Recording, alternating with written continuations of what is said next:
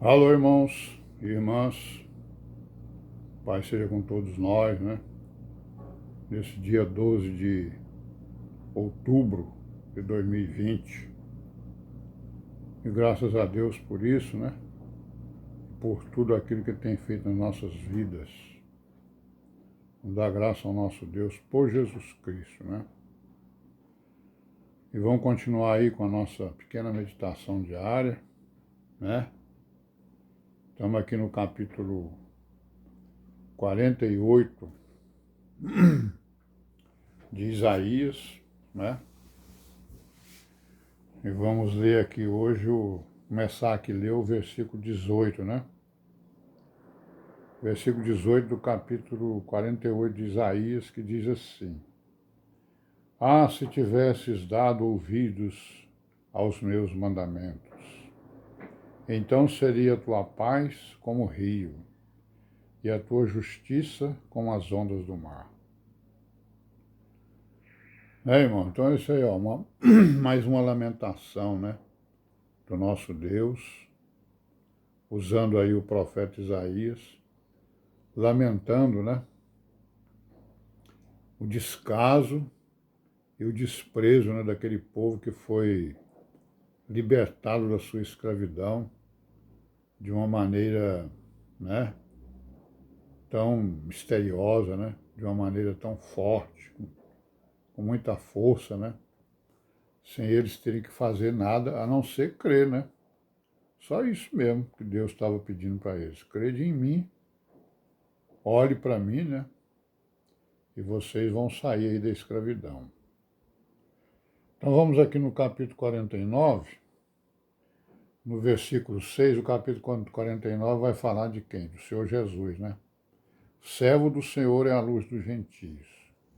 Então aqui no capítulo 6, ó, no versículo 6 do capítulo 49 de Isaías está assim: Disse mais: pouco é que sejas o meu servo, para restaurares as tribos de Jacó e tornares a trazer os guardados de Israel. Também te dei para a luz dos gentios, para seres a minha salvação até a extremidade da terra. Então, né, o profeta falando aqui do Senhor Jesus, né? Ó, no versículo 7 ele diz assim, ó, assim diz o Senhor, o Redentor de Israel, o seu santo, a alma desprezada, né? Ao que as nações abominam, ao servo dos que dominam. Os reis o verão e se levantarão. Os príncipes diante de ti se inclinarão por amor do Senhor, que é fiel, e do santo de Israel que te escolheu, né? Então a grande profecia está falando de Jesus Cristo, né? Mas ele faz aí a alegoria, né? Do profeta ou daqueles que iam tomar a frente para a volta do cativeiro, né? E no versículo 10 nós vamos ver o quê? Olha aí, ó, nunca terão fome nem sede, nem a calma nem o sol os afligirão. Porque o que se compadece deles os guiará e os levará mansamente aos mananciais das águas. Aqui ele está falando do milênio, né? E também da vida eterna, né? Lá no Apocalipse a gente vê lá, né, que quando a igreja for arrebatada, né, o que vai acontecer? Vai haver um ágape, né? É isso? Vai haver lá uma festa, né, no céu. Depois dessa festa, o Senhor Jesus vai mostrar para a igreja, né, as fontes das águas da vida. Está aqui, ó, os mananciais das águas, né? Porque no milênio também vai acontecer uma coisa semelhante, né? Vai acontecer algo parecido, né? Digamos assim, semelhante, né? Sombra, né? Daquilo que vai ser a eternidade, né? Porque jorrarão, né? Jorrarão águas de Jerusalém para as nações, né? Por isso que ele está falando aqui em mananciais, né? Olha, no versículo 11 ele diz o quê? E farei de todos os meus montes um caminho, e as minhas verandas serão exaltadas. Então, é isso aí, né? No verso 26 do capítulo 49 ainda, vamos ver o que, ó. Sustentarei os teus opressores com a sua própria carne, e com seu próprio sangue se embriagarão, como com mosto. Toda a carne saberá que eu sou o Senhor, o teu Salvador, o teu Redentor, o forte de Jacó. No milênio, né? No milênio, quem não se submeter ao reino do Senhor Jesus voluntariamente vai ter que se submeter na força, né? Vai ser por força. Né?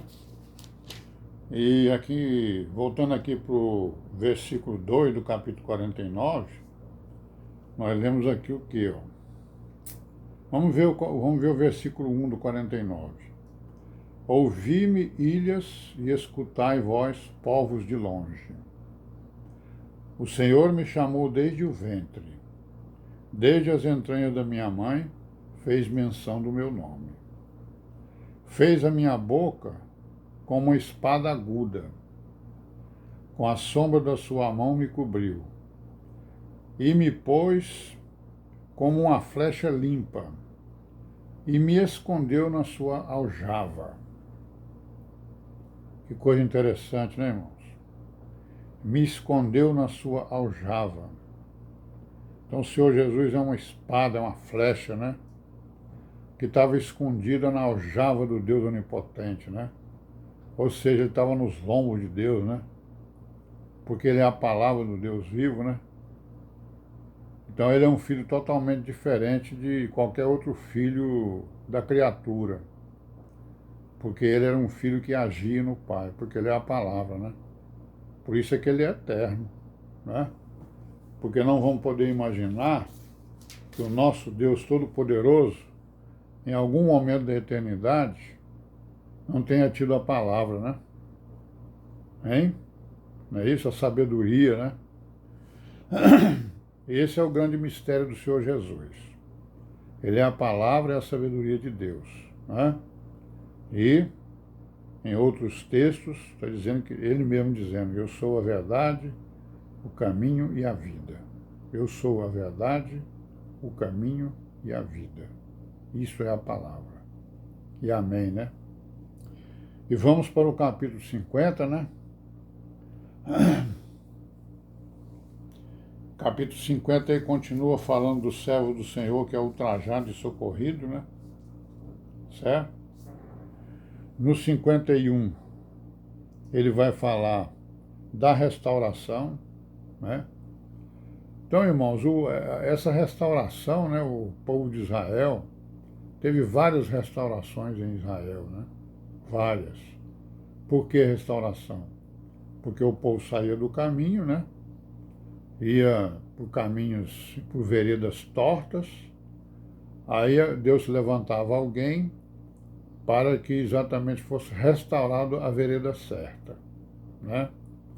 Então isso aconteceu com Josias, com Ezequias, né? Com vários outros. São dois exemplos que eu estou dando aí.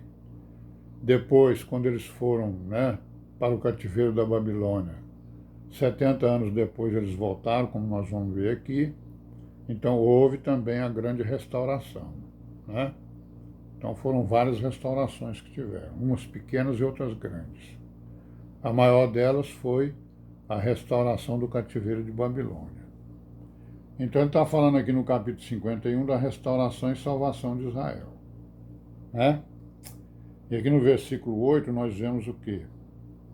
Capítulo 51. Porque a traça os roerá como um vestido, e o bicho os comerá como a lã. Mas a minha justiça durará para sempre, e a minha salvação de geração em geração. Então a salvação é a grande providência que Deus tomou. E ela está funcionando de geração em geração, né? Desde os tempos remotos. Ele está agindo desde sempre, desde toda a eternidade ele está agindo, providenciando, né? Para que a sua igreja seja purificada e seja encontrada naquele lugar que ele determinou quando ela vai ser arrebatada, né? Para exatamente constituir a grande família de Deus. Então, irmão, nós vamos parar por aqui hoje, viu? Pai seja com todos nós nesse dia. Até amanhã, se Deus quiser. E aí os irmãos continuem falando aí, né, sobre as reuniões e sobre todos os assuntos que nós temos que falar, né? Amém, né? Paz.